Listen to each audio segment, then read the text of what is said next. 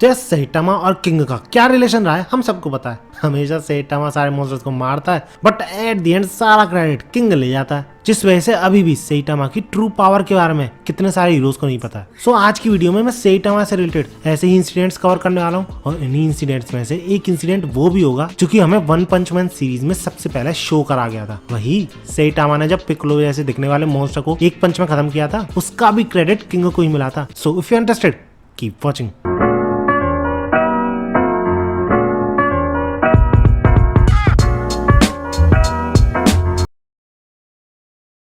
तो यार इसकी शुरुआत होती है एक टीवी शो से जिसमें कि पावर रेंजर्स जैसे दिखने वाले कुछ हीरोज थे जो कि टीम में वर्क करके मॉन्स्टर्स और इविल विलेंस को हराते थे। अब सैटामा के लिए तो कंप्लीटली न्यू था, तो इसलिए बंदा ब्लैंक पड़ जाता है ये सारी चीज देख के। लेकिन किंग उसे समझाता है कि एक शो कितना अच्छा है, कितना मजा आता है इसे देखने में। ये सारे हीरोज अपने आप में स्ट्रॉन्ग तो हैं ही, लेकिन जब एक साथ ये वर्क करते हैं तो सही में इस शो का असली मजा आता है। जिसपे सैटामा भी लग अच्छा ऐसा क्या, वैसे शायद आता होगा मजा इस तरीके से खेलने में। और ये चीज सुन के किंग और भी ज्यादा तारीफ करने लग जाता है इन हीरोज की, इस शो की स्टोरी और प्लॉट की, कि कैसे एक ऑर्गेनाइजेशन है जिसका की नाम है जू, जो कि इन सारे हीरोज को अपॉइंट करती है और इनको मिशंस देती है कंप्लीट करने के लिए। और ये सारे हीरोज मिलके अपनी अपनी एबिलिटीज के थ्रू उस मिशन को कंप्लीट करते हैं। इतने में जेनोस वहां पे एंटर करता है और पता नहीं क्यों ये बंदा किसी को भी सैटामा के साथ क्या देख ले बिल्कुल भी सहन नहीं कर पाता है, फिर चाहे वो किंग क्यों ना हो। खैर किंग ने जैसे सैटामा को उस शो के बारे में बताया था वैसे ही वो जेनोस को बताता है, लेकिन जेनोस क्लियरली बोल देता है कि ऐसे शो बेकार रहते हैं, बचकांड रहते हैं। क्योंकि अगर रियलिटी में ऐसा कुछ होगा कि टीम बना के कुछ हीरोज फाइट कर रहे हैं मॉन्स्टर्स से अपनी अपनी एबिलिटीज से, जिस पे किंग चुप, और वो ये बोलता है कि नहीं ऐसा नहीं होगा भैया, ये बच्चों का शो है, ऐसा थोड़ी होगा, सब मारे जाएंगे। लेकिन अगर जेनोस को इग्नोर करें तो सैटामा काफी ज्यादा इंटरेस्टेड था इस शो के कंसेप्ट में, कि जैसे इस शो में जू ऑर्गेनाइजेशन है वैसे ही हमारे रियल वर्ल्ड में हीरो एसोसिएशन है, और जैसे ये हीरोज टीम बना के काम कर रहे हैं, अगर वैसे ही हम सारे हीरोज भी टीम बना के काम करें तो मजा आएगा लगता है। जिसपे किंग बोलता है और क्या हमें करना चाहिए, क्योंकि बंदे के लिए तो फायदेमंद ही रहेगा ना ये सारी चीजें। अगर सैटामा उसकी टीम में रहेगा तो उसे डरते डराते मॉन्स्टर का जबरदस्ती सामना नहीं करना पड़ेगा दूसरों को दिखाने के लिए। लेकिन यही ये बात खत्म हो जाती है और जेनोस बोलता है सैटामा से कि उसके पास एक ऑफर आया है एक हीरोज की टीम ज्वाइन करने का, बताओ क्या टाइमिंग है। और इस टीम ने सैटामा को पता है किस लिए बुलाया है, टारगेट का ध्यान भटकाने के लिए, यानी एज अ डिकॉय की तरह काम करने के लिए। क्योंकि जिस टारगेट का ये सामना करने वाले हैं, यानी जिस मॉन्स्टर का सामना करने वाले हैं, वो था तो वुल्फ लेवल ही, लेकिन इन लोगों को उस मॉन्स्टर को मारना नहीं था, कैप्चर करना था। जिस वजह से इतने सारे हीरोज एक साथ जा रहे हैं उसको पकड़ने। और जब सैटामा को पता चलता है कि इस टीम ने सिर्फ उस टारगेट का ध्यान भटकाने के लिए इसको बुलाया तो बंदे का दिमाग खराब हो जाता है। लेकिन स्टिल वो चल देता है कि देखे तो सही क्या होने वाला है, टीम में काम करके लगता कैसा है। इसके बाद जब वो सारे हीरोज और सैटामा फॉरेस्ट में जाते हैं उस मॉन्स्टर को पकड़ने के लिए जिसका कि नाम स्केल्डोन था, तो वन ऑफ द हीरो जो कि उनको लीड कर रहा था उसके ट्रेड्स बताता है कि वो मॉन्स्टर 164 सेंटीमीटर हाइट का है, 100 kg उसका वेट है, उसके पीठ पे काफी सारे स्केल्स हैं और काफी ज्यादा स्लगिश मूवमेंट है उसका, यानी काफी ज्यादा फास्ट और अनप्रिडिक्टेबल मूवमेंट्स है उसके। और इस मॉन्स्टर को पकड़ने का ये प्लान था डेट ये बंदा तो जाल बिछाएगा, ये बंदा स्मेल के थ्रू उसे अट्रैक्ट करने की कोशिश करेगा उन जाल में, और ये बंदी सम काइंड ऑफ अपनी एबिलिटी का यूज करके उसे भागने से रोकेगी। और अगर वो मॉन्स्टर इन तीनों में से किसी को भी हार्म पहुंचाने की कोशिश करता है तो उनका लीडर यानी ये बंदा उनको प्रोटेक्ट करेगा। जिसपे सैटामा भी पूछता है भैया कि मेरा क्या काम है, तो इस पे ये लीडर बोलता है अच्छा तुम ऐसा करो, मैप पकड़ो, माँ खराब हो जाएगा, मैं माँ अम्मा बहन पे आ जाऊंगा मैं।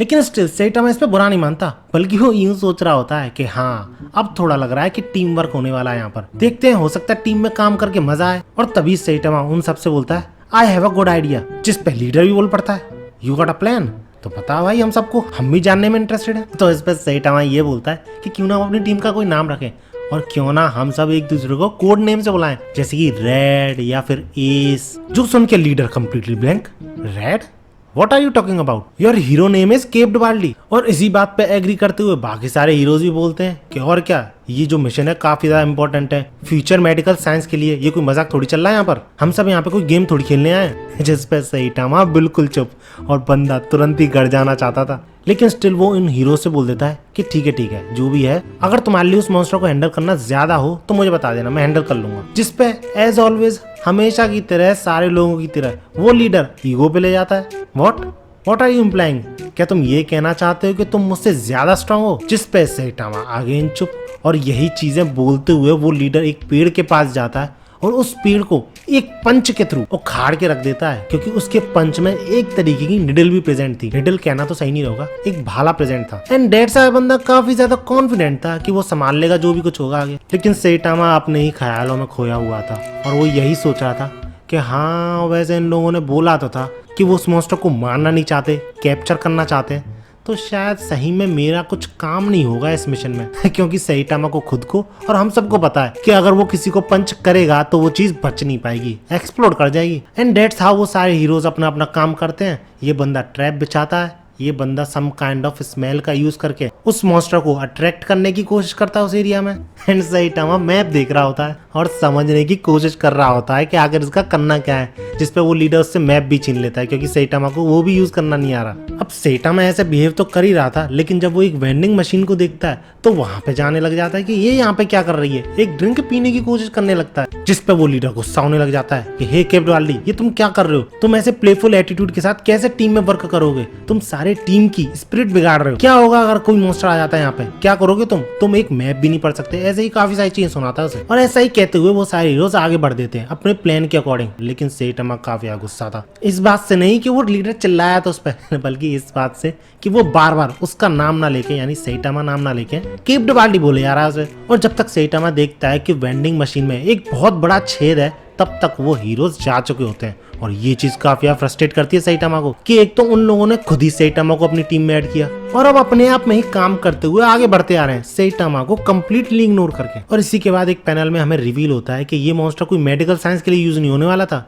बल्कि इसके स्किल्स जो हैं वो गोल्डन स्किल्स हैं जिनका की यूज ये भैंसा करने वाला था। और इसी वजह से इस मिशन को टॉप सीक्रेट रखा गया था, क्योंकि अगर सबको पता चल गया कि वो मॉन्स्टर गोल्डन स्किल्स प्रोड्यूस कर सकता है जितना उसे खिलाते जाओ, तो सबों की नजर होगी उस पर और हीरो एसोसिएशन खुद उसके पीछे पड़ जाएगा। और कुछ ही टाइम बाद इसी मोटू का सेक्रेटरी ये बताता है कि वो मॉन्स्टर पहले तो वुल्फ लेवल था, लेकिन अब शायद डीमन लेवल से भी ऊपर जा चुका है, क्योंकि जिस केज को तोड़ के वो बाहर निकला है, एक डीमन लेवल मॉन्स्टर को भी काफी ज्यादा जोर लगाना पड़ेगा उस केज से निकलने के लिए, जिसपे वो सेक्रेटरी उन पांचों हीरोज को बॉन्ड करने की बोलता है। लेकिन ये मोटू मना कर देता है, क्योंकि ऑब्वियसली इन अमीरों को जान से ज्यादा पैसों की पड़ी रहती है और ऊपर से क्योंकि ये 5 बी क्लास हीरोज थे तो थोड़ा बहुत वो डिपेंडेंट थे कि शायद वो कर गुजर जाए, उस मॉन्स्टर को कैप्चर कर लाएं। लेकिन ऐसा कुछ भी नहीं था। वो मॉन्स्टर ना तो उनके ट्रैप से रुकता है, ना स्मेल से रुकता है, ना ही लीडर उसे रोक पाता है और कुछ ही पल में उन सबको हरा के वो मॉन्स्टर निकल लेता है और शायद कुछ टाइम बाद हजम भी कर जाता है। लेकिन सही टाइम पे सही टाइम वहाँ पे पहुंच जाता है उन सारे हीरोज और इस मॉन्स्टर की फाइटिंग की आवाज सुन के। लेकिन भैया फाइट शुरू करने से पहले ही सही टाइम क्लियर कर देता है कि वो बचा तो रहा है फिलहाल के लिए इस टीम को, लेकिन वो क्विट करता है क्योंकि उसे बिल्कुल भी पसंद नहीं आया टीम में कैसे वर्क करते हैं। एंड आफ्टर दैट जब सैटामा उस मॉन्स्टर से बोलता है कि ओए उन सबको जल्दी से जल्दी बाहर होकर, तो वो मॉन्स्टर सैटामा से बोलता है कि अच्छा इतनी ज्यादा पड़ी है तुझे उन लोगों की, तो तू भी उनके साथ जा। और ऐसा कहते हुए वो सैटामा को भी निकल लेता है। And as you all have predicted, Saitama उन हीरोज के पास पहुंचता है, यानी उस मॉन्स्टर के पेट में जहाँ पे हीरोज प्रेजेंट थे, और एक मुक्के के थ्रू उस मॉन्स्टर का खेल खत्म कर देता है उन सारे हीरोज से सॉरी बोलते हुए, क्योंकि उन हीरोज को कैप्चर करना था ना उस मॉन्स्टर को। अब ये रियल वर्ल्ड की हैप्पी एंडिंग थी, जैसा कि पावर रेंजर्स में हुआ करता था, हम सब देखते थे। ऐसा कभी भी नहीं होता था कि एक बंदा सबको बचा रहा है। तो इसी बारे में सैटामा बताता है किंग को कि आज के बाद मैं कभी टीम में काम नहीं करूंगा, मुझे बिल्कुल ही पसंद नहीं, मजा नहीं आया बिल्कुल। और जब गेम में सैटामा को पॉइजन लग जाता है तो वो किंग के पीछे लगा रहता है कि किंग बचाओ मुझे को पॉइजन लगा है, मुझे बचाओ बचाओ। लेकिन किंग बचाता नहीं, ये बोलते हुए तुमने तो कहा था टीम में काम नहीं करना, तो अब क्यों मुझे बुला रहे हो। इसके बाद हमें एक वीकेंड का सीन दिखाया जाता है जिस दौरान किंग एक कैफे में बैठ के कुछ लैपटॉप में काम कर रहा होता है और उस पर नजर रखे हुए था ये बंदा, जिसके थ्रू हमें पता चलता है कि ये और इसके साथ साथ और भी कई सारे असैसिन्स एक साथ किंग पे हमला करने की सोच रहे हैं, उसे मारने की सोच रहे हैं। लेकिन वही फटती तो है सबकी किंग से, तो इनकी भी फट रही थी और ये चाह भी नहीं रहे थे इस जॉब को करना, यानी इस मिशन को करना। लेकिन इन्हें इतने सारे पैसे ऑफर करे गए कि ये मना कर ही नहीं पाए। और क्योंकि वो इस मिशन को प्राइवेसी में करना चाहते थे, चुपचाप करना चाहते थे, ऑब्वियसली असैसिन सेंस लिए, तो वो उस कैफे के बाहर एक बॉडीगार्ड टाइप बंदे को भी खड़ा कर देते हैं, जिससे कि कोई भी उस कैफे में एंटर ना कर पाए। लेकिन तभी किंग बोल पड़ता है, लगता है तुमने सारे दोस्तों को जमा कर लिया है यहाँ पर, बट यू आर फुलिश, क्योंकि तुम्हें ये समझ में नहीं आ रहा कि कितने भी लोगों को जमा क्यों ना कर लो तुम, रिजल्ट सेम रहने वाला है। अब हम सबको तो पता है कि किंग और किसी से ये सारी चीजें बोल रहा है, हो सकता है गेम खेल रहा हो उसमें दूसरे लोगों से बोल रहा हो, लेकिन इन असैसिन्स की फटने लग जाती है कि भैया किंग को कैसे पता चला कि वो वहां पे उसे मारने आए हैं। और ऐसे ही कुछ टाइम स्ट्रेस से भरा मूवमेंट चलता रहता है और तभी किंग अचानक से खड़ा हो जाता है, जिससे फिर इन असैसिन्स की फट जाती है। और भले ही किंग किसी भी डायरेक्शन में क्यों ना जाए उस कैफे में, इन सब लोगों की हार्ट बीट बढ़ती जा रही होती है कि क्या करेगा किंग, क्यों खड़ा हुआ है, क्या रीजन है खड़े होने का। और तभी हमें रिवील होता है कि किंग अपने मेलन सोडा की पूछने के लिए खड़ा हुआ था। लेकिन इन सारे असैसिन्स को लग रहा था कि किंग उस मेड के साथ कुछ प्लान कर रहा है, उन सबके अगेंस्ट में उन्हीं के तरीके से फाइट बैक करने के लिए। Are you serious right now, bro? इतने में ये बंदा फ्रस्ट्रेट फील करने लग जाता है, क्योंकि काफी देर से वो वहाँ पे बैठे थे और कुछ कर ही नहीं पा रहे, बल्कि उल्टा किंग से डरते डराते अपने प्लान को ही फॉलो नहीं कर पा रहे ढंग से। एंड तभी सरप्राइजिंगली किंग ठीक उसके सामने आके खड़ा हो जाता है। और ऐसा होते हुए देख के ये बंदा कांपने लग जाता है, लिटरली पैर कांप रहे थे इसके कि क्यों किंग स्पेसिफिकली उसके पास ही आया है। क्या किंग को पता चल गया है इसका किंग इंजन क्यों चालू है? यही सारे क्वेश्चंस घूमे जा रहे थे इसके माइंड में। लेकिन रियल रीजन ये था कि ये बंदा टॉयलेट के सामने खड़ा था और किंग को वॉशरूम जाना था, क्योंकि ये बंदा अपनी पॉकेट में हाथ डालने लग जाता है। तो किंग समझ जाता है कि ये बंदा उसका फैन है और ऑटोग्राफ मांगने आया है, इसलिए वो उसका हाथ रोकता है और बोलता है कि नहीं, उसे मत निकालो, क्योंकि किंग के अकॉर्डिंग अगर एक बंदा ऑटोग्राफ के लिए खड़ा होगा तो लाइन लग जाएगी और उसे प्रॉब्लम होगी। लेकिन एज ऑलवेज किंग कुछ ऐसे कंफ्यूजिंग तरीके से बोलता है कि हमें तो पता है किंग क्या बोल रहा है, लेकिन ये जो असैसिन था इसको कुछ और ही लगता है। वो चश्मा उतारते हुए बोलता है, सुन भाई, मैं यहाँ पे कुछ अकेले टाइम बिताने आया हूँ, तो मेरा टाइम खराब मत कर, मुझे बिल्कुल भी मन नहीं है ये सब करने का, मेरे रास्ते से हट जा, क्योंकि मैं मॉन्स्टर्स के साथ डील करता हूँ और ये सब मेरे साथ नहीं चलेगा। और ये सुन के उस असैसिन की फट के चार और वो तुरंत ही घूमता है और वापस चल देता है। अब किंग उसके पीछे पीछे जाता है, ये सोचकर कि कुछ ज्यादा ही बोल दिया यार, एक फैन ही तो था, इतना ज्यादा नहीं बोलना चाहिए था। लेकिन उसका पीछा करते समय बाकी सारे असैसिन्स को ये लगता है कि किंग उनकी तरफ बढ़ रहा है अटैक करने के लिए, तो वो सब अपनी जैकेट में हाथ घुसाने लगते हैं, ऑब्वियसली किसी तरीके का वेपन निकाल के अटैक करने के लिए। लेकिन स्टिल किंग उनसे ये बोलता है कि मुझे नहीं पता कि मैं एज अ हीरो कब रिटायर होऊंगा, 5 साल या फिर हो सकता है 20 साल भी हो, लेकिन जब ऐसा होता है तब हम ये सब कर सकते हैं, अगर तुम्हारी फीलिंग सेम रहती है तो। मेरे रिटायर होने के बाद इस रेस्टोरेंट में वापस आना और जो तुम्हें चाहिए वो तुम्हें मिल जाएगा। जिसपे ये असैसिन्स बिल्कुल शॉक्ड कि यार हम तो उसे मारने आए, ये खुद ही अपनी जान दे रहा है रिटायर होने के बाद। यानी ऐसे हालातों में भी इन असैसिन्स के लिए वो सोच रहा है। ये चीज सोच के ये सब शॉक्ड हैं। एंड आफ्टर दैट फिजिकली ना सही लेकिन मेंटली तो बुरी तरह हार जाते हैं किंग से ये लोग, और एक साथ लाइन लगा के उस रेस्टोरेंट से निकलने लगते हैं। तभी सेइटामा की एंट्री होती है, जो कि उस रेस्टोरेंट के अंदर जाना चाहता था, किंग के साथ गेम खेलना चाहता था, इन दोनों ने मिलने का तय किया था। लेकिन उसके सामने खड़ा था वही बॉडी बिल्डर जो कि उसे रोकता है। लेकिन सेइटामा को आकर रोक कौन सकता है, सेइटामा आसानी से उसे पेल के अंदर चल देता है और किंग के साथ गेम खेलने लग जाता है, जिसमें कि ऑब्वियसली सेइटामा हार रहा होता है। इसके बाद बारी आती है उसी इंसिडेंट की जिसका कि मुझे पता है तुम पूरी वीडियो के दौरान इंतजार कर रहे थे कि सेइटामा ने जब पिकोलो को मारा था, आई मीन पिकोलो जैसे दिखने वाले मॉन्स्टर को मारा था, तो उसको मारने के बाद और उसके मारने से पहले आखिर हुआ क्या था।